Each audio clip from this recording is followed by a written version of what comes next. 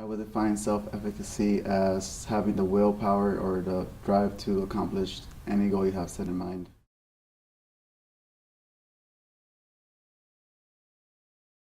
How someone develops self-efficacy is through failure of, of doing a task, but not giving up and learning from it. So when they encounter that same problem, they have that confidence that they know what they did wrong and they can have it perfectly done the next task.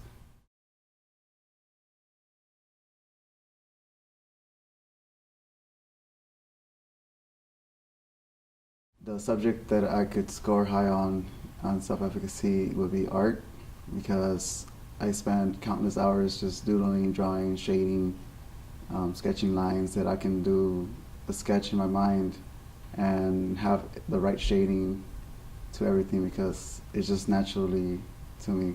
I spent so much time and I gained confidence for it.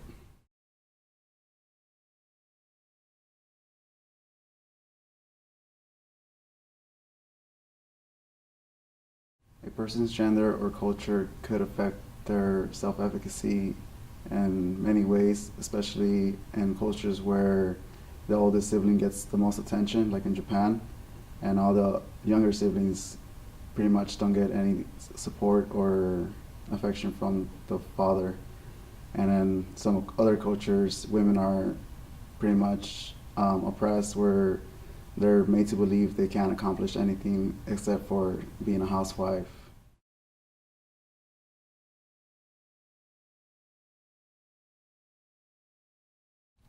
Self-efficacy could be linked to health because I believe that the body and mind have to be both synchronized. If your mind is off, then it affects your health, and then if your health is off, it affects your mind, which affects everything, and you won't have that drive to accomplish anything if one of those two are off.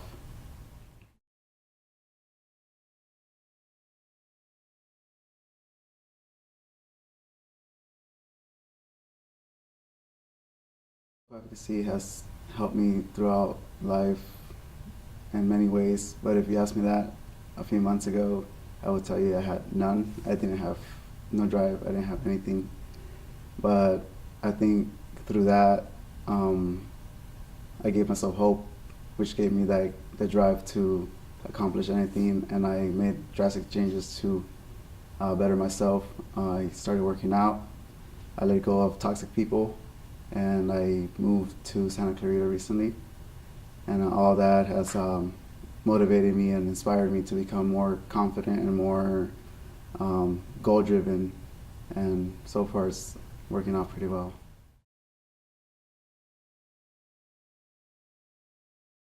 The thing I remember most about the talk with David Kelley was how much emphasis he put that you do have the power, you do have the skill set to accomplish anything you can, and it just reminded me to keep on pushing forward. The TED Talk applied to my life in many ways. It reminded me to not go back to that path I was before and to keep pushing forward, and it motivated me more to be more inspired, be more confident, because his words really do impact people, and it impacted me that I can do anything I can, like if I want to.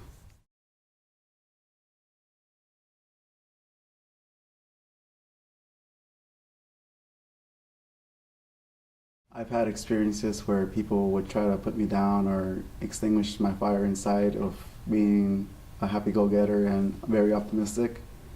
But the one person that did manage to stomp that flame out was my mother. It affected me greatly because obviously you look up to her. And for a few years I was very not optimistic. I was just living.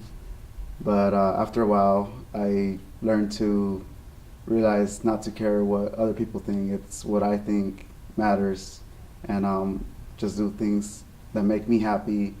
And if they're not happy, oh well, it's not their life. Self-efficacy applies to my education through having the confidence, knowing that I can pass a test or do a project without having any hiccups. I put myself to study and just tell myself that I can do it, and test day comes and I get an A or a B, I mean, I'm pretty happy. So, yeah. Okay.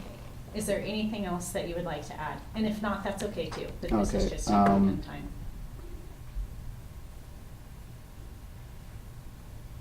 You should do, okay, it's rolling. Okay. You should do what makes you happy and not care what anyone else thinks, because that's your life, it's not theirs.